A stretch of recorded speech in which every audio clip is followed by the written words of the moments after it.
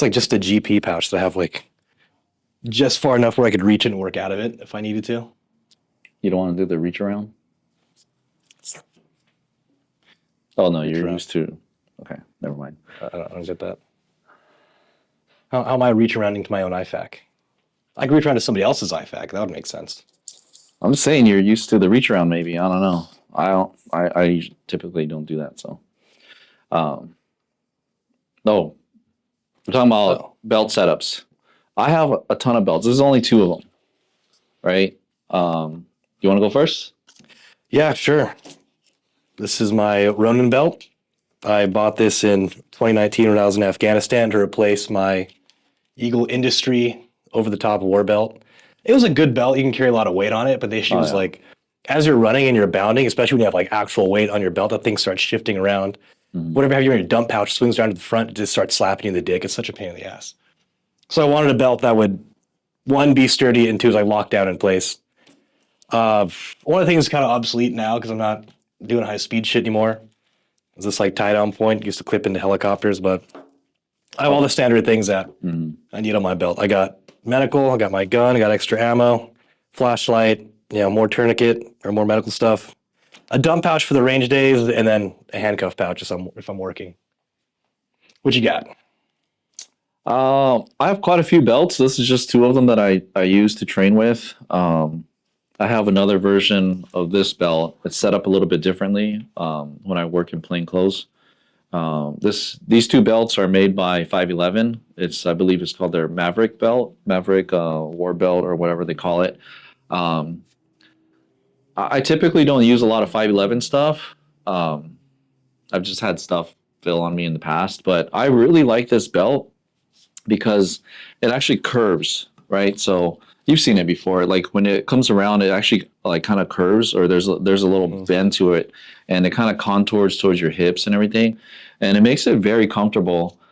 And then the loops are solid. So I got my for this particular belt, tier one concealed MSP holster for the X300. Um, I have the True North, this little Gazmo, whatever thing here. It helps if you're doing one hand manipulations. I thought it's pretty cool. It's worked. It's better than using your boot, or sometimes you're You trying just to like use your rack your belt. slide off that thing? Yeah, and it's a polymer, so it's not going to destroy your stuff. That's interesting. I haven't seen that before. Yeah, That's kind of cool. and if we're running a class where I'm teaching one hand manipulations, typically I'll use this. This is a T-Rex arms leg strap. I like it. They come with there's a little grommet um, on the belt, um, and so you can put a screw through that and hold it in Oh, place. yeah. Because some of them you have to like loop it, and if you have a holster or some sort of setup that doesn't have belt loops, then you're kind of screwed. Mhm. I have a Safari Land QLS thing. This adapter is by True North. I'm running the 511 pouches on here. Same thing with the dump pouch. And then there's a TA IFAC, and then a Rhino Rescue set of shears, and then a Run My Ass handcuffs over there. This belt, it's a little bit more specific for me. Usually when I'm running this belt, then I'm running my plate carrier too, so that's why it's set up a little bit differently. This one, I like using the QLS because then I can always switch holsters, right? So I can put my duty holster. This one is another tier one MSP for the TLR1. There's no retention other than friction, so I wouldn't use this on duty, right? Because on duty I want some sort of retention device. Same thing, True North adapter. I'm running a lot of the same things here, but I'm using these are also 511 pouches, but I'll have a multi-tool here. And then this is a high-speed gear IFAC, and I'm North American Rescue stuff, Needle D, dump pouch here, um, and then I'll keep my tourniquet up here. And same T-Rex arms leg strap. But these are very specific. And then we'll show you guys another video where we're showing our competition setup.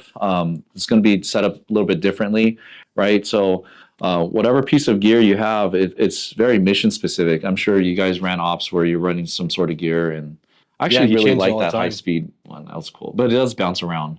So you might, Yeah, I mean, it's really good for carrying a lot of weight. That's a good thing and it's comfortable. because it has like all the padding. It like wraps around on top of your belt, but it just moves around so much, man. I can't stand it. It does. I still use mine, but for home defense. That's totally. I think it's perfect for home defense because if you're in the middle of the night, so you have an intruder or something like that, right? You want something large, big, put around your waist, and I have a lot of the same things with a flashlight, IFAK, and everything.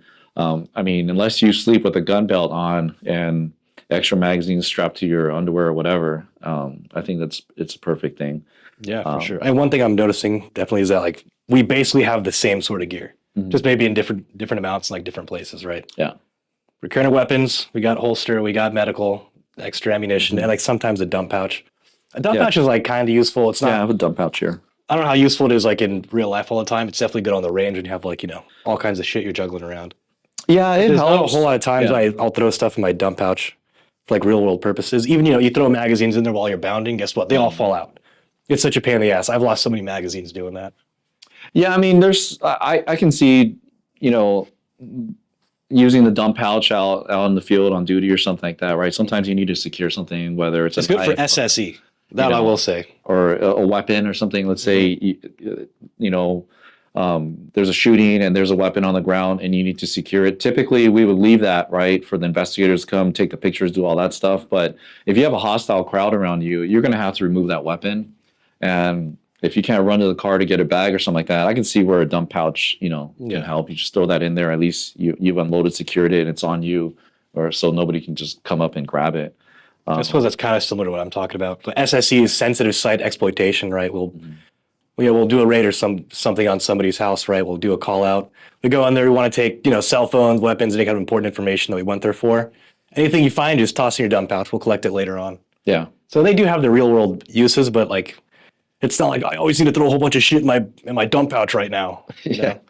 It's candies, gummy your bears. lickies and chewies, your pokey bait. Yeah. I mean, it's hard for us to tell you exactly what to put on your belt, right? In the end, you just got to take your stuff out. We tell our students, they come here and they're like, oh, I want to set my belt up like yours. And we're like, you don't have to set it up like us, because if you go out and you start training with your stuff, you might, switch stuff around.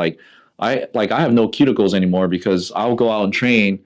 And then when I come home, I'm watching TV and I'm resetting up stuff and drawing my gun, doing reloads and practicing my manips, and I'll set stuff up differently. And you're probably gonna do it quite a few times before you have a setup that you like for whatever specific thing you're doing. Yeah, you're probably tired of hearing us say this, but like you have to train and actually use your gear to understand what you like and what you don't like. You can't just ask like, oh, what's the best belt setup? It's like, dude, I don't know. We have some general tips we can give you.